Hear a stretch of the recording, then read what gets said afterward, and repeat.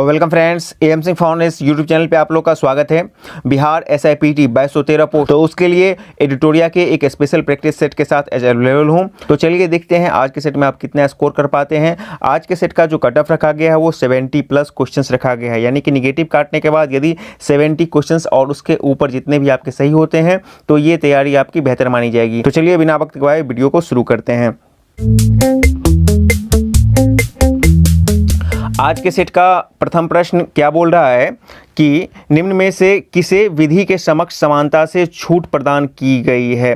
तो आपको पता है कि अनुच्छेद 14 बोलता है इक्वल बिफोर लॉ, तो भारत के सभी नागरिकों के लिए है। लेकिन जब आप राष्ट्रपति या राज्यपाल के पद पर रहते हैं तो आपको इससे छूट मिलती है, ठीक है ना। तो ऑप्शन सी इसका हो जाएगा कि यहाँ पे छूट दी गई है और ये अनुच्छेद 361 के अंतर्गत छूट दी गई है। और 361 में ही कहा गया है कि राष्ट्रपति के फैसले को किसी भी न्यायालय में आपको उस पर आपत्ति या उस पर विवाद नहीं किया जा सकता है। अगला प्रश्न संख्या 2 बोल रहा है कि वाक एवं अभिव्यक्ति की स्वतंत्रता के अंतर्गत निम्न में से कौन कौन से शामिल हैं। प्रेस की स्वतंत्रता, प्रदर्शन एवं विरोध के अधिकार, चुप रहने का अधिकार और हड़ताल का अधिकार। तो इसका सही हो जाएगा ऑप्शन डी हो जाएगा 1, 2 और 3, यानी कि हड़ताल का अधिकार नहीं है, हड़ताल करना आपको अधिकार नहीं देता है, यानी कि 1, 2 और 3 ऑप्शन डी हो जाएगा, 1, 2 और 3 हो जाएगा। प्रश्न संख्या 3 बोल रहा है कि संविधान के किस अनुच्छेद में यह वर्णित है कि राज्य न्यायपालिका को कार्यपालिका से पृथक करेगा। ये नीति निर्देशक तत्व की बात की जा रही है, तो इसका हो जाएगा अनुच्छेद 50, यानी कि ऑप्शन सी इसका सही हो जाएगा। प्रश्न संख्या 4 पे आते हैं। बोल रहा है कि भारत के राष्ट्रपति के प्रसाद पर्यंत पद कौन धारण कर सकता है। तो 2 ही व्यक्ति है जो राष्ट्रपति के प्रसाद पर्यंत पद धारण कर सकते हैं। एक होता है हमारा राज्यपाल जो इसमें दिया गया है, और दूसरा होता है महान्यायवादी। बाकी प्रधानमंत्री, नियंत्रण में महालेखा परीक्षक, इनका अपना अपना होता है टर्म और कंडीशंस होते हैं। अगले प्रश्न की तरफ चलते हैं। प्रश्न संख्या 5। प्रश्न संख्या 5 क्या बोल रहा है कि भारत की संसद निम्न में से किससे मिलकर बनते हैं। आपको पता है कि लोकसभा, राज्यसभा और राष्ट्रपति, यानी कि 1, 2 और 3। देख लीजिए ऑप्शन सी इसका सही हो जाएगा, ठीक है। प्रश्न संख्या 6 बोल रहा है कि संविधान सभा के मूल अधिकारों, अल्पसंख्यकों एवं जनजातियों तथा बहिष्कृत समाज जो है प्रभावित क्षेत्रों के लिए परामर्शदाता समिति के अध्यक्ष कौन थे। तो ये सरदार पटेल थे, ठीक है ना। मूल अधिकार और अल्पसंख्यक के सब सरदार पटेल हो जाएंगे, ऑप्शन सी इसका सही हो जाएगा। प्रश्न संख्या 7 बोल रहा है कि संविधान सभा के प्रारूप समिति में कितने सदस्य थे। कुल इसमें 7 सदस्य थे प्रारूप समिति में, ठीक है ना। और BR अम्बेडकर इसके अध्यक्ष थे, ऑप्शन ए इसका सही हो जाएगा। 8 बोल रहा है कि निम्न में से कौन सा कथन प्रस्तावना के संदर्भ में सही है। सही की बात की जा रही है। प्रस्तावना संविधान का एक भाग है, प्रस्तावना को संशोधित नहीं किया जा सकता है, तो इसमें केवल ए ही सही है, ठीक है ना। प्रस्तावना को संशोधित किया जा सकता है उस हद तक जहां पर कि आपको मास डिस्ट्रक्टिव नहीं हो, कंस्ट्रक्टिव वे में इसको संशोधित किया जा सकता है। ये 1973 में इस पर एक निर्णय आ चुका है। तो इसका सिर्फ और सिर्फ एक ही है कि प्रस्तावना को संशोधित नहीं किया जा सकता, ये गलत है। बाकी प्रस्तावना संविधान का भाग है, ऑप्शन ए इसका सही हो जाएगा। अगले प्रश्न की तरफ चलते हैं। प्रश्न संख्या 9 बोल रहा है कि देश के शासन में मूलभूत है कि वह विधि बनाने में इन तत्वों को लागू करेगा, राज्य का कर्तव्य होगा। यह निम्न में से किससे संबंधित कहा गया है।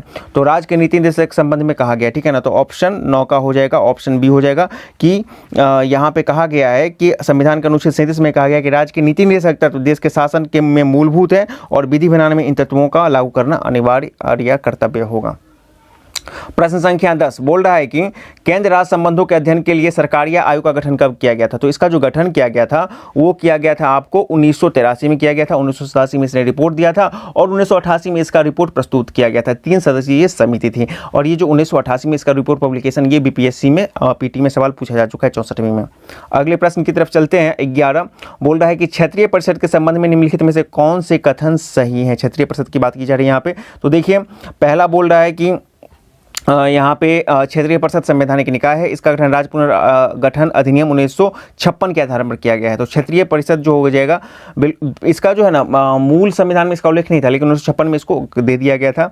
तो इसका उत्तर जो हो जाएगा 1 और 2 दोनों सही हो जाएगा, ऑप्शन सी 11 का हो जाएगा, 1 और 2 दोनों सही। आते हैं प्रश्न संख्या 12 की तरफ। प्रश्न संख्या 12 पूछ रहा है कि किसी संविधान संशोधन मतलब किस संविधान संशोधन अधिनियम द्वारा यह प्रावधान किया गया कि राष्ट्रपति राष्ट्रीय आपातकाल की घोषणा केवल मंत्रिमंडल की लिखित सिफारिश प्राप्त होने पर ही कर सकते हैं। तो ये किया गया था आपको 24वां संविधान संशोधन में किया गया था, ठीक है ना, 1978 में। 1976 में क्या था, 42वां में, कि आपको बहुत सारे संशोधन कर दिए गए जिसको कि पलटा गया था 44वां संविधान संशोधन के द्वारा। तो ये वाला जो है कैबिनेट के संस्तुति लिखित संस्तुति के आधार पर ही आपातकाल लगाएंगे, तो ये 44वां संशोधन में किया गया था। प्रश्न संख्या 13, भारतीय संविधान में विधि द्वारा स्थापित प्रक्रिया की संकल्पना किस देश से ग्रहण किया गया है? विधि द्वारा स्थापित प्रक्रिया की बात की जा रही है और यहाँ पे कंफ्यूजन भी होता है। एक होता है विधि का शासन और विधि द्वारा स्थापित प्रक्रिया। तो विधि द्वारा स्थापित प्रक्रिया आपको जापान से, जबकि विधि का शासन ब्रिटेन से हो जाएगा। तो इसका सही उत्तर हो जाएगा ऑप्शन सी 13 का। 14 बोल रहा है कि भारतीय संविधान के किस अनुच्छेद के अंतर्गत नियंत्रण एवं महालेखाकार परीक्षक की नियुक्ति होती है? तो आपको पता है कि अनुच्छेद 142 ऑप्शन सी, सॉरी अनुच्छेद 148 ऑप्शन बी हो जाएगा, यानी कि 14 का ऑप्शन बी हो जाएगा। अगले प्रश्न की तरफ चलते हैं। 15 बोल रहा है कि निम्न में से कौन तृतीय क्षेत्र के अंतर्गत नहीं आता है? तो आपको पता है कि तृतीय क्षेत्र यानी कि सेवा क्षेत्र होता है। तो सेवा क्षेत्र में आपको बैंकिंग, बीमा और शिक्षा सब के सब आ जाएंगे। तो डी हो जाएगा। चूंकि पूछ रहा है कि कौन नहीं आता है, तो डी हो जाएगा, इनमें से कोई नहीं। अगला प्रश्न, प्रश्न संख्या 16 बोल रहा है कि निम्न में से किस पंचवर्षीय योजना में गरीबी उन्मूलन तथा आत्मनिर्भरता पर बल दिया गया था? बल देने की बात की जा रही है, ठीक है ना। तो ये 5वीं पंचवर्षीय योजना के अंतर्गत इसको कहा गया था। और 5वीं पंचवर्षीय योजना का कब से कब कार्यकाल है? तो 1974 से लेके 1979 हो जाएगा, ठीक है ना। ये उनका कार्यकाल हो जाएगा 5वीं पंचवर्षीय योजना का। 17 मुद्रास्फीति तथा बेरोजगारी के मध्य के संबंध को दर्शाता है। कौन दर्शाता है? तो फिलिप बर्क के द्वारा ये दर्शाता है। और दोनों एक दूसरे के रेसिप्रोकल होते हैं, विपरीत होते हैं, यानी कि मुद्रास्फीति और बेरोजगारी एक दूसरे के विपरीत होते हैं। एक बढ़ेगा तो एक घटेगा, एक घटेगा तो दूसरा बढ़ेगा, ठीक है ना। और फिलिप बर्क के द्वारा इसको दर्शाया जाता है। 18 बोल रहा है कि घाटे की वित्तीय व्यवस्था का अर्थव्यवस्था पर क्या प्रभाव पड़ता है? घाटे की वित्तीय व्यवस्था में क्या होता है कि मुद्रा को छापा जाता है, ठीक है ना, बहुत बड़े पैमाने पर छापा जाता है। तो इसमें मुद्रा आपूर्ति में आपको क्या हो जाएगा? तो वृद्धि हो जाएगी। तो 18 का सही उत्तर क्या हो जाएगा? ऑप्शन बी हो जाएगा। घाटे की वित्तीय व्यवस्था उसी को बोला जाता है। 19 बोला गया है कि भारत में मुद्रास्फीति के प्राकलन का सबसे प्रचलित माप क्या है? वर्तमान में जो माप है वो है आपको उपभोक्ता मूल्य सूचकांक, ठीक है ना। और इससे पहले जो होता था ये होता था आपको थोक मूल्य सूचकांक होता है, लेकिन वर्तमान में उपभोक्ता मूल्य सूचकांक ही इसका पैमाना है। अगले प्रश्न की तरफ बढ़ते हैं। प्रश्न संख्या 20 पूछ रहा है कि निर्धनता का दुष्चक्र की अवधारणा निम्न से किसके द्वारा दी गई थी? तो रैग्नार्क आपको पता है कि बहुत ही फेमस क्वेश्चन है। ऑप्शन बी इसका सही हो जाएगा। अगला प्रश्न 21 बोला कि प्रथम पंचवर्षीय योजना किस मॉडल पर आधारित था? तो हेरोडोमोर मॉडल पर आधारित था, ठीक है ना। और द्वितीय हो जाएगा महालनोबिस मॉडल। अगला प्रश्न पूछ रहा है कि निम्न में से कौन व्यापक मुद्रा कहलाती है? तो व्यापक मुद्रा जो हो जाएगा M3 मुद्रा कहलाता है। आजकल ये प्रश्न काफी पूछा जाता है। अगला प्रश्न बोल रहा है कि निम्न में से कौन मौद्रिक नीति का गुणात्मक उपकरण नहीं है? एक होता है गुणात्मक और एक होता है परिणात्मक, ठीक है ना। तो गुणात्मक की बात कीजिए तो खुले बाजार की क्रिया जो है ये गुणात्मक परिणाम नहीं होगा, ठीक है। बाकी तीनों के तीनों आपके हो जाएंगे। अगले प्रश्न की तरफ बढ़ते हैं। प्रश्न संख्या 24 बोल रहा है कि आरबीआई का लेखा वर्ष क्या है? तो वर्तमान में आरबीआई का लेखा वर्ष जो है 1 जुलाई से लेकर 30 जून, यही हो जाएगा। ऑप्शन ए इसका सही हो जाएगा। 25 बोल रहा है कि यदि प्राथमिक घाटे से ब्याज भुगतान को सम्मिलित कर दिया जाए, मतलब प्राथमिक घाटा में ब्याज भुगतान को सम्मिलित कर दिया जाए, तो यह निम्न में से किसके बराबर हो जाएगा? तो राजकोषीय घाटा के बराबर में ये हो जाएगा। और कभी कभी ऐसे भी पूछा जाता है कि राजकोषीय घाटा से आपको ब्याज मतलब कि भुगतान को घटा दिया जाए तो वो क्या होगा? तो प्राथमिक घाटा। तो दोनों तरह से ये सवाल पूछा जाता है। ऑप्शन ए हो जाएगा। 25 का ऑप्शन ए हो जाएगा।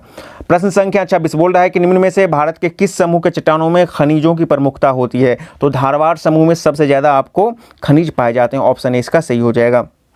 27 पूछ रहा है कि निम्न में से कौन सही सुमेलित नहीं है? कुद्रमुख लोहा बिल्कुल ये सही है। कोलार सोना ये भी सही है। कोडरमा यहाँ पे चांदी नहीं होगा और जवार आपको सीसा ये भी हो जाएगा। तो ये जो गलत मैच है आपका ऑप्शन सी हो जाएगा, ठीक है ना। कोडरमा जो है अभ्रक के लिए आपको प्रसिद्ध है। 28 बोल रहा है कि निम्न में से कौन पेट्रोलियम का सबसे बड़ा उत्पादक राज्य है? राजस्थान, असम, महाराष्ट्र या गुजरात? तो राजस्थान में मतलब वर्तमान में जो है जो ऑप्शंस दिए गए हैं उसके अनुसार सबसे ज़्यादा पेट्रोलियम का उत्पादन होता है। अगले प्रश्न की तरफ चलते हैं। प्रश्न संख्या 29। प्रश्न संख्या 29 बोल रहा है कि असम राज्य की राजधानी कहाँ है? गुवाहाटी, अगरतला, शिलोंग या इनमें से कोई नहीं? तो असम की दिसपुर हो जाएगी, इसीलिए इसका ऑप्शन डी हो जाएगा, इनमें से कोई नहीं। 30 बोल रहा है कि निम्नलिखित में से कौन सी जलधारा प्रशांत महासागर की ठंडी जलधारा है। तो ठंडी जलधारा की बात पूछ रहा है यहाँ पे, तो इसीलिए इसका सही उत्तर हो जाएगा हम्बोल्ट। ये प्रशांत महासागर की ठंडी जलधारा है। बाकी आपको जितने भी हैं क्वेश्चन में दिए गए हैं वो सब हो जाएंगे अटलांटिक महासागर की जलधाराएं हो जाएगी, जिसमें वेनेजुएला, फॉकलैंड और लेब्राडोर। तो हम्बोल्ट ही आपको प्रशांत महासागर की ठंडी जलधारा हो जाएगी। 31 बोल रहा है कि निम्न में से कौन सा देश स्थलबद्ध है, लैंड लॉक कौन सा है। तो स्विट्जरलैंड ही लैंड लॉक होगा, ऑप्शन सी इसका सही हो जाएगा, बाकी सब में समुद्र हैं। 32 पूछ रहा है कि निम्न में से कौन सी नदी हिमालय की पूर्ववर्ती नदी नहीं है। यहाँ पे थोड़ा सा क्वेश्चन में फॉल्ट है। पूर्ववर्ती नदी वो होती है जिनका हिमालय के निर्माण से पहले से ही उनका अस्तित्व होता है। तो सिंधु, ब्रह्मपुत्र, सतलज तीनों के तीनों पूर्ववर्ती हो जाएंगे। तो यहाँ पे नहीं के बदला में होगा हैं, ठीक है ना। तो ऑप्शन सी इसका सही हो जाएगा।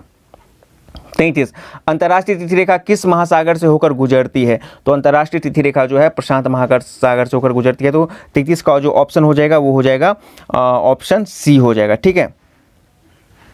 अगले प्रश्न की तरफ बढ़ते हैं। प्रश्न संख्या 34 बोल रहा है कि कर्क रेखा निम्न में से किस देश से होकर नहीं गुजरती है। ये नहीं की बात की जा रही है। तो कर्क रेखा जो है आपको ब्राजील से होकर नहीं गुजरती है, बहामास, लीबिया और यूएस सब जगह से होकर गुजरती है। प्रश्न संख्या 35 बोल रहा है कि इनमें से कौन सी नदी अरब सागर में नहीं गिरती है, ठीक है ना। तो अरब सागर में गोदावरी को छोड़ करके बाकी सभी गिरती है। तो ऑप्शन डी इसका सही हो जाएगा, गोदावरी ये नहीं गिरती है। गोदावरी जो है आपको बंगाल की खाड़ी में गिर जाती है। 36 भारत का सबसे छोटा जिला कौन सा है। ये छोटा और बड़ा जिला की जो बात है ना, ये बीपीएससी में इस बार 66वीं बीपीएससी पीटी में पूछा गया था कि भारत का सबसे बड़ा जिला कौन सा है। वहाँ पर उत्तर कच्छ दिया था, ठीक है ना। हालांकि कुछ लोग लद्दाख भी बोल रहे हैं, लेकिन इस पर कच्छ ही दिया गया था उसको ऑफिशियल आंसर में। लेकिन यहाँ पे बड़े जिले की बात नहीं की जा रही है, यहाँ पे बोल रहा है कि सबसे छोटा जिला कौन सा होगा। तो ये हो जाएगा आपको माही, ऑप्शन ए इसका सही हो जाएगा। मतलब कि ये सबसे छोटा जो पौंडीचेरी राज्य में स्थित है, ठीक है। 37 बोल रहा है कि निम्न में से कौन सी राज्य 3 देशों के साथ सीमा रेखा नहीं बनाता है। कौन सा राज्य 3 देशों के साथ सीमा रेखा नहीं बनाता है। देख लीजिए, JNK भी आपको 3 देश के साथ बनाता है, सिक्किम भी बनाता है, पश्चिम बंगाल में, लेकिन मिजोरम में रहता है। जम्मू कश्मीर किसके साथ बनाता है, तो पाकिस्तान के साथ बनाता है, अफगानिस्तान के साथ भी इसका कुछ है और चीन के साथ तो है। सिक्किम किसके साथ बनाता है, तो आपको बता दूं कि चीन, नेपाल, भूटान के साथ। और पश्चिम बंगाल जो है ये भी आपको बांग्लादेश और उसके बाद आपका भूटान और आपका नेपाल। तो सिर्फ और सिर्फ मिजोरम 3 देश के साथ सीमा नहीं बनाती है। प्रश्न संख्या 38 बोल रहा है कि प्रति चक्रवात की विशेषता क्या। प्रति चक्रवात में क्या हो जाता है कि आपका मौसम साफ हो जाता है, ठीक है ना। तो देख लीजिए मौसम साफ कहाँ पर है, तापमान में वृद्धि, तेज हवा, तेज बारिश, स्वच्छ आसमान। तो ऑप्शन डी इसका हो जाएगा स्वच्छ आसमान। अगले प्रश्न की तरफ चलते हैं। प्रश्न संख्या 39 बोल रहा है कि लाइकेन सबसे अच्छा सूचक किसका है। तो आपको पता है कि वायु प्रदूषण का सबसे अच्छा सूचक है। तो ऑप्शन ए इसका सही हो जाएगा 39 का। 40 बोल रहा है कि प्लासी का युद्ध कब लड़ा गया था। आपको पता है कि 23 जून को लड़ा गया था। और कौन सा ये ईयर था, तो प्लासी का था 23 जून 1757, यानी कि ऑप्शन डी इसका सही हो जाएगा। 40 का सही हो जाएगा ऑप्शन डी। अगले प्रश्न की तरफ चलते हैं। प्रश्न संख्या 41 बोल रहा है कि सहायक संधि करने वाला प्रथम भारतीय राज्य कौन था। राज्य की बात की जा रही है, तो इसलिए इसका सही उत्तर हो जाएगा ऑप्शन सी, हैदराबाद ऐसा राज्य था। प्रश्न संख्या 42 बोल रहा है कि भारत में नागरिक सेवा का जनक किसे माना जाता है। बहुत ही आसान क्वेश्चंस। तो किसको माना जाता है, ये लॉर्ड कॉर्नवालिस को माना जाता है। ऑप्शन डी इसका सही हो जाएगा।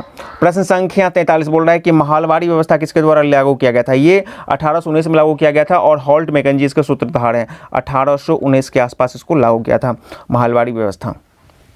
अगले प्रश्न की तरफ चलते हैं। प्रश्न संख्या 44 बोल रहा है कि किताब उल हिंद की रचना किसने की थी। और ये एक अरबी किताब था और इसकी रचना जो की गई थी वो की गई थी आपको अल ब्रूनी के द्वारा की गई थी। ऑप्शन सी इसका सही हो जाएगा। 45 बोल रहा है कि निम्नलिखित में से कौन सिकंदर का समकालीन था। सिकंदर की समकालीन की बात की जा रही है, तो सिकंदर का समकालीन आपको हो जाएगा घनानंद। ऑप्शन डी इसका सही हो जाएगा। अष्ट दिग्गज किसके दरबार में रहते थे। एक होता है अष्ट प्रधान और अष्ट दिग्गज। तो अष्ट प्रधान की बात की जाएगी तो शिवाजी, और अष्ट दिग्गज की बात की जाएगी तो वो कृष्णदेवराय। ऑप्शन बी इसका सही हो जाएगा। प्रश्न संख्या 47 बोल रहा है कि पहली बार किसी के सती होने का प्रमाण कहां पर मिलता है। 510 ईस्वी में आपको भानुगुप्त के एरन अभिलेख। ऑप्शन 20 का सही हो जाएगा। ये बोल रहा है कि किस युद्ध के पश्चात बाबर ने गाजी की उपाधि धारण की थी।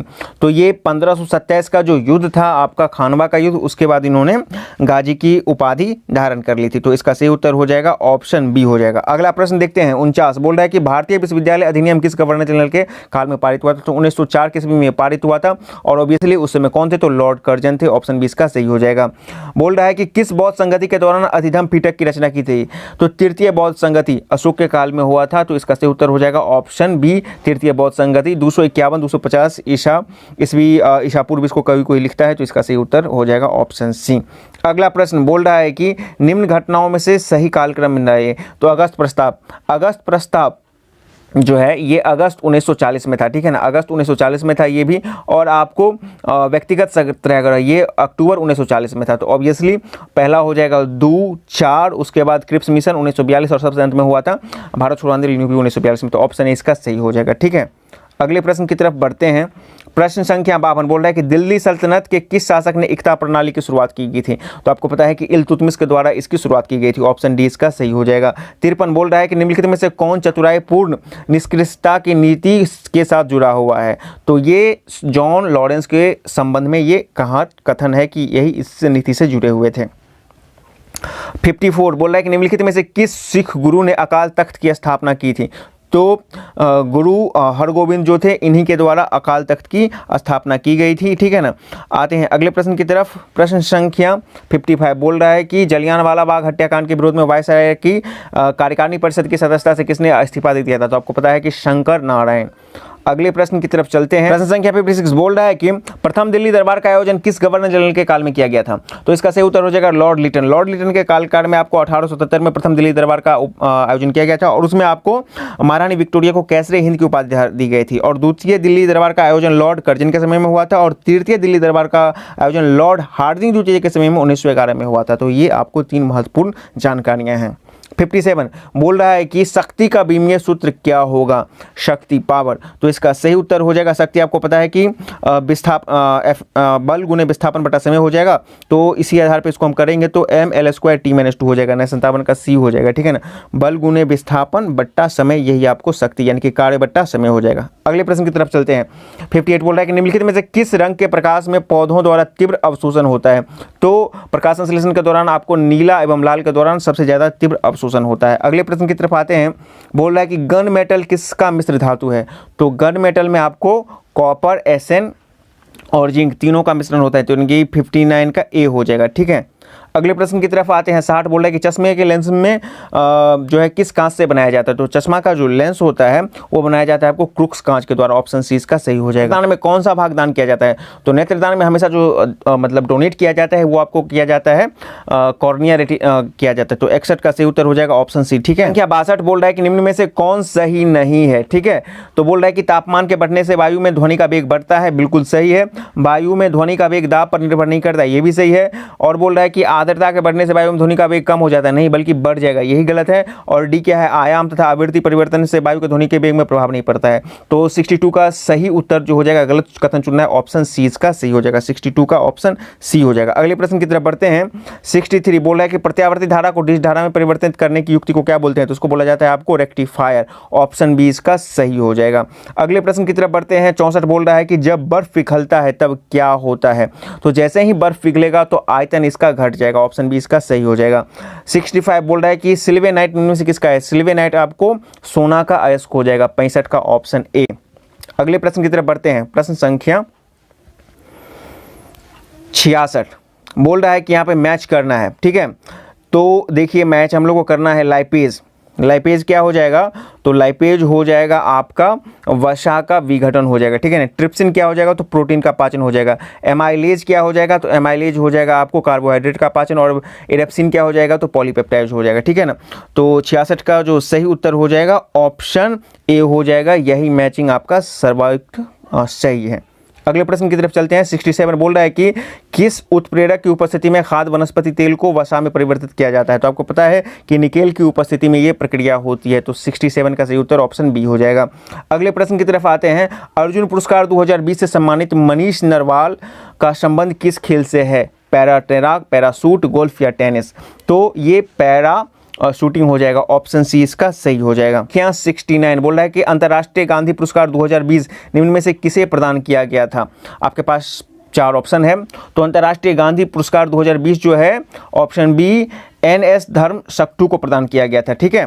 तो इसका सही उत्तर हो जाएगा ऑप्शन बी हो जाएगा, 69 का ऑप्शन बी हो जाएगा। आते हैं अगले प्रश्न की तरफ। प्रश्न संख्या 70 बोल रहा है कि 13वां इंडियन प्रीमियर लीग 2020 में किसे मोस्ट वैल्यूएबल प्लेयर का पुरस्कार मिला था। देख लीजिए आपके पास 4 ऑप्शन है, तो ये दिया गया था आपको जॉर्फ आर्चर को दिया गया था, ऑप्शन डी इसका सही हो जाएगा। इन्हें ही most valuable player of the मतलब 13वां संस्करण का दिया था, ठीक है। 13वें संस्करण में इंडियन प्रीमियर लीग में मोस्ट वैल्यूएबल प्लेयर का पुरस्कार जॉर्फ आर्चर को मिला था, किरण पोलार्ड को आपको सुपर स्ट्राइकर का, ठीक है ना, ऑफ द सीजन, और केएल राहुल को ऑरेंज कप दिया गया था, ठीक है, इनको ऑरेंज कप दिया गया था। और उसके बाद आपको game changer of the season Devdutt Padikkal को emerging player of the tournament दिया गया था, ठीक है। तो ये आपका पूरा का पूरा डाटा है। 71 बोल रहा है कि 14वां विश्व कप जो है किस देश में आयोजित किया जाएगा। तो 14वें विश्व कप से पहले आपको बता दूं 13वां होगा 2023 में, वो भारत में होगा, और 14वां जो हो जाएगा वो दक्षिण अफ्रीका में हो जाएगा। ऑप्शन बी इसका सही हो जाएगा। अगला प्रश्न बोल रहा है कि स्पिरिट ऑफ क्रिकेट के लेखक कौन है, ये पुस्तक के लेखक कौन है। तो इसका सही उत्तर हो जाएगा स्टीव वॉ हो जाएगा, जबकि सौरभ गांगुली का जो पुस्तक हो जाएगा वो हो जाएगा आपका century, a century is not enough. और इस संबंधित प्रश्न आपको शायद ESI PT में पूछा जा चुका है इसी बार, ठीक है। अगले प्रश्न की तरफ चलते हैं। बोल रहा है कि नवंबर 2020 में शंघाई सहयोग संगठन का 20वां शिखर सम्मेलन किस देश की अध्यक्षता में किया गया था। ये वर्चुअल मीटिंग था और इसका जो अध्यक्ष थे वो रूस थे, तो ऑप्शन बी इसका सही हो जाएगा। बोल रहा है कि किस वर्ष तक भारत से पूर्ण रूप से मलेरिया उन्मूलन का लक्ष्य रखा गया है। तो मलेरिया उन्मूलन का जो लक्ष्य रखा गया है वो 2030 तक रखा गया है, ठीक है ना। वहीं यदि पूछेगा टीबी उन्मूलन का तो 2025 तक रखा गया, और 5 ट्रिलियन का जो अर्थव्यवस्था है वो भी 2025 तक हो जाएगा। तो ऑप्शन डी इसका हो जाएगा, 74 का ऑप्शन डी मलेरिया की बात की जा रही है। 75 बोल रहा है कि अक्टूबर 2020 में निम्न में से कौन से मतलब कि महिला को युद्ध सेवा मेडल पाने वाली भारत की पहला महिला बन गई है। तो मिंटी अग्रवाल को मिला था, ऑप्शन 20 का सही हो जाएगा। 76 बोल रहा है कि फ्रेंच ओपन 2020 के महिला एकल खिताब की उपविजेता कौन रही हैं। तो महिला एकल खिताब की उपविजेता जो हो जाएंगे सोफिया केनिन हो जाएंगे, ठीक है ना। देखिए फ्रेंच ओपन 2020 में महिला एकल खिताब की विजेता ईगा स्टुरेक रही हैं, ठीक है ये, और आपको उपविजेता कौन है, सोफिया केनिन। और फ्रेंच ओपन 2020 में पुरुष एकल के खिताब के विजेता पूछेंगे तो राफेल नडाल और उपविजेता नोवाक जोकोविच हो जाएंगे। 77 बोल रहा है कि एशिया पावर इंडेक्स 2020 में किस देश को पहला स्थान प्राप्त हुआ है, ठीक है ना। एशिया पावर इंडेक्स में ये जो है आपको रैंकिंग जारी करता है, तो ये आपको अमेरिका को मिला है प्रथम स्थान और भारत को इसमें चतुर्थ स्थान मिला है, ठीक है।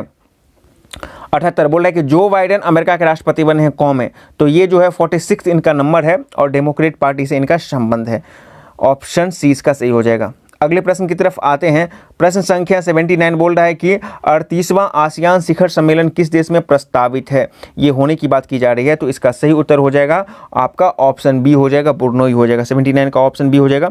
और यदि आपसे पूछे कि इससे पहले वाला, देखिए 38वां और 39वां आसियान शिखर सम्मेलन का 2021 में बुर्नोई में प्रस्तावित है, और 36वां और 37वां जो हुआ था, 36वां और 37वां वो हुआ था वियतनाम में हुआ था, ठीक है। अगले प्रश्न की तरफ आते हैं। 80 बोल रहा है कि निम्नलिखित में से कौन सा कथन अर्थशास्त्र के नोबेल के पुरस्कार के संबंध में सत्य नहीं है। अर्थशास्त्र का नोबेल पुरस्कार पहली बार 1969 में प्रदान किया था, बिल्कुल सही है। इलिनार और स्ट्रॉम अर्थशास्त्र का नोबेल पुरस्कार पाने वाली पहली महिला है, ये भी सही है आपको। उसके बाद पूछ रहा है कि अर्थशास्त्र का नोबेल पुरस्कार 2020 में संयुक्त रूप से 2 ब्रिटिश अर्थशास्त्री पॉल आर मिलीग्राम और रॉबर्ट बी विल्सन को प्रदान किए। पॉल आर मिलीग्राम को तो मिला और रॉबर्ट बी विल्सन को भी मिला था, लेकिन ये ब्रिटिश नहीं थे, अमेरिकन थे। तो इसका सही उत्तर हो जाएगा ऑप्शन बी, यानी कि केवल 3 ही इसमें गलत दिया गया है। 81 किस मंत्रालय के द्वारा ASSEM पोर्टल की शुरुआत की गई है। 4 ऑप्शन है, देख लीजिए। तो इसका सही उत्तर हो जाएगा ऑप्शन डी हो जाएगा, कौशल विकास और उद्यमिता मंत्रालय के द्वारा ये शुरुआत किया गया है। ASSEM जो है पोर्टल का शुरुआत किया गया है। अगले प्रश्न की तरफ आते हैं। प्रश्न संख्या 82 बोल रहा है कि आंध्र प्रदेश के वर्तमान राज्यपाल कौन हैं। 4 ऑप्शन है, देख लीजिए। इसका सही उत्तर हो जाएगा आपको doctor Bhushan Harishchandra, option C इसका सही हो जाएगा, ठीक है ना। 82 का ऑप्शन सी सही हो जाएगा। देखिए आंध्र प्रदेश के विश्व भूषण हरिश्चंद्र हैं। उसके बाद आपको कर्नाटक के वाजू भाईवाला हो जाएंगे, और उसके बाद आरिफ मोहम्मद खान जो है केरल के हो जाएंगे, और उसके बाद आपका डॉक्टर तिरुमलई सुरेंद्रराज जो है ये तेलंगाना के हो जाएंगे। तो इसका आधार पर इसका सही मिलान है। 83 भारत सरकार के वर्तमान मुख्य वैज्ञानिक सलाहकार कौन है। मुख्य वैज्ञानिक सलाहकार की बात की जा रही है, ठीक है ना। तो ये हो जाएगा ऑप्शन सी के विजय राघवन, ठीक है। और इसमें और कुछ महत्वपूर्ण डाटा है, इसको जरा समझिए कि के विजय राघवन भारत सरकार के वर्तमान मुख्य वैज्ञानिक सलाहकार हैं, ठीक है ना। और कृष्णमूर्ति सुब्रमण्यम ये जो है ये आपको केंद्र सरकार के मुख्य आर्थिक सलाहकार हैं, ठीक है ना, के सुब्रमण्यम, ठीक है। और उसके बाद अजीत डोभाल तो पता है आपको कि ये कौन हो जाएंगे, तो मतलब कि आपको NSA हो जाएंगे, राष्ट्रीय सुरक्षा सलाहकार हो जाएंगे। 84 दक्षिणी एशियाई क्षेत्र सहयोग संगठन के महासचिव कौन है? तो इसके जो महासचिव वर्तमान में हैं ये हो जाएंगे आपको ऑप्शन बी इशाला रुबुन विरकुन, और ये कहाँ के हैं? तो श्रीलंका के हैं। ऑप्शन बी इसका सही हो जाएगा 84 का। अगले प्रश्न की तरफ आते हैं। 85 पूछ रहा है कि नवंबर 2020 से भारत ने खगोल विज्ञान में विज्ञान और तकनीकी सहयोग विकसित करने के लिए किस किस देश के साथ समझौता ज्ञापन पर हस्ताक्षर किया? तो स्पेन के साथ किया है। ऑप्शन ए इसका सही हो जाता है। अगले प्रश्न की तरफ चलते हैं। 86 क्या बोल रहा है कि दिसंबर 2020 में बुरेवी चक्रवात से निम्न में से कौन सा राज्य प्रभावित हुआ था? तो बुरेवी चक्रवात जो है आपको तमिलनाडु को प्रभावित किया था। तो ऑप्शन डी सही हो जाएगा। 86 का ऑप्शन डी हो जाएगा बुरेवी, ठीक है ना। दिसंबर 2020 में आई बुरेवी चक्रवात तमिलनाडु बुरी तरह से आपको प्रभावित हुआ था। 87 पर चलते हैं।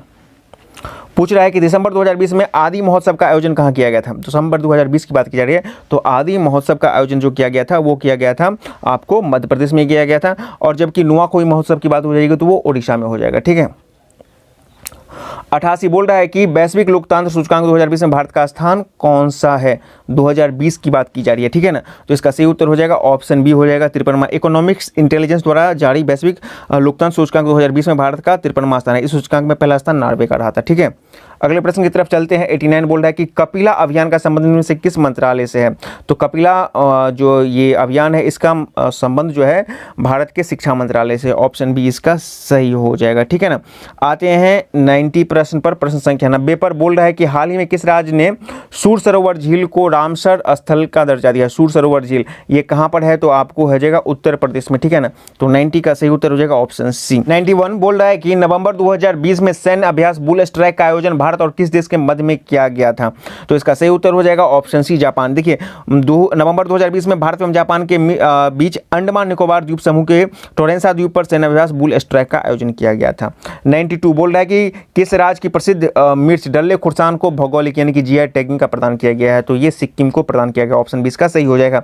93 अब यहाँ से आपको मैथ का सवाल शुरू हो रहा है। तो बोल रहा है कि एक विज्ञापन कंपनी को किसी मोहल्ले के प्रत्येक मकान में उतने उत्पाद पेश करती है जितने उस मोहल्ले में मकान है, फिर भी उसके पास 15 उत्पाद बच जाते हैं। यदि मोहल्ले में कुल 25 मकान है तो उसे कुल कितना उत्पादन कितनी थी? तो बहुत ही आसान सवाल है, इसको आप लोग खुद से ट्राई कीजिएगा। तो इसका सही उत्तर हो जाएगा ऑप्शन सी हो जाएगा 630, ठीक है। अगला प्रश्न की तरफ बढ़ते हैं। बोल रहा है कि एक भवन निर्माता ने 2550 उधार लिए और उसे 4% चक्रवृद्धि ब्याज की दर पर 2 वर्ष के अंतराल में 2 बराबर वार्षिक किस्तों में लौटाने थे, जब प्रत्येक किस्त कितने रुपये? क्योंकि ये किस्त की संबंध है, ठीक है ना। तो ये भी आसानी सवाल है, इसको खुद से आप लोग कीजिएगा मैथ का। इसका सही उत्तर हो जाएगा ऑप्शन ए 1352 रुपया। 95 बोल रहा है कि एक त्रिभुज की भुजाएं 1/4, 1/6 और 1/8 के अनुपात में है और उसका जो माप है 91 सेंटीमीटर तदनुसार उसकी सबसे लंबी और सबसे छोटी भुजाओं की लंबाई का अंतर कितना है? तो इसको खुद से कीजिएगा। इसका सही उत्तर हो जाएगा 95 का, वो हो जाएगा ऑप्शन डी हो जाएगा। इनमें से कोई नहीं हो जाएगा। क्यों? क्योंकि प्रश्नानुसार जो हो जाएगा आपको 6, 4, 3 का अनुपात हो जाएगा, ठीक है ना। जब इसको आप निकालिएगा और जो अंतर आप निकालिएगा सबसे लंबी सबसे छोटी भुजा का अंतर जो हो जाएगा वो हो जाएगा आपको 21 सेंटीमीटर होना चाहिए, ठीक है। 21 सेंटीमीटर यहाँ पर कोई नहीं है, तो इसका सही उत्तर 21 सेंटीमीटर, इसलिए इसका उत्तर डी हो जाएगा। 96 बोल रहा है कि एक व्यक्ति ने 250 पुस्तकें बेची और उन पर 50 पुस्तकों के विक्रय मूल्य के बराबर लाभ प्राप्त किया, तदनुसार उनके लाभ का प्रतिशत कितना था? इसको आप लोग को करना है। तो इसका सही उत्तर हो जाएगा 25%। ऑप्शन डी इसका सही हो जाएगा। अगले प्रश्न की तरफ आते हैं। 97 बोल रहा है कि 3 दोस्त क्रमशः 1500, 1800 और 2100 जो है भिन्न भिन्न समय के लिए निवेश करते हैं और प्राप्त कुल लाभ को बराबर बांटते हैं। बताए कि समय के अनुपात किस अनुपात में उन्होंने अपनी पूंजी निवेशित की थी, ठीक है ना। तो ये आपको पार्टनरशिप का प्रश्न है, इसको कर लीजिएगा। तो इसका सही उत्तर हो जाएगा ऑप्शन बी हो जाएगा 42, 35 और 30 हो जाएगा। 98 बोल रहा है कि आसियंस किस देश की राजधानी है, ठीक है ना। अनसियंसन किस देश की राजधानी है? तो 98 का सही उत्तर हो जाएगा ऑप्शन बी हो जाएगा पराग्वे की राजधानी है। राजधानी से भी आपको एक सवाल हर हाल में आपको रहने ही है। 99 बोल रहा है कि मुखौटा नृत्य किस राज्य का लोक नृत्य है? ये सवाल अभी हाल ही में काफ़ी फेमस हुआ है। तो इसका सही उत्तर हो जाएगा ऑप्शन ए हो जाएगा अरुणाचल प्रदेश से मुखौटा का संबंध है। और 100 पूछ रहा है कि राइडर कप किस खेल से संबंधित है? बैडमिंटन, गोल्फ, टेबल टेनिस या लॉन टेनिस? तो 100 का सही उत्तर हो जाएगा ऑप्शन बी गोल्फ के साथ संबंध है। तो इस प्रकार आज आपने 100 प्रश्नों का एक बहुत ही बेहतरीन सेट देखा। उम्मीद है आप लोग मैक्सिमम लोग 100 में से 70 जरूर आपने इस आज के सेट में स्कोर किया होगा। अपने जो है स्कोर जरूर कमेंट बॉक्स में बताएं। यदि आप 70 प्लस हैं तो आपकी तैयारी बेहतर मानी जाती है। चैनल पे नहीं है तो चैनल को सब्सक्राइब करें। वीडियो पसंद आए तो उसे लाइक शेयर करें। यदि आपको किसी प्रश्न के उत्तर पर डाउट है तो वो भी कमेंट बॉक्स में लिखें। वीडियो देखने के लिए बहुत बहुत धन्यवाद। सब्सक्राइब करें हमारे चैनल एम सिंह फाउंडेशन को और बेल आइकन को प्रेस करने के बाद नोटिफिकेशन को ऑन कर लें कॉम्पिटिटिव एग्जाम की तैयारी एवं संबंधित सभी जानकारी सबसे पहले पाने के लिए।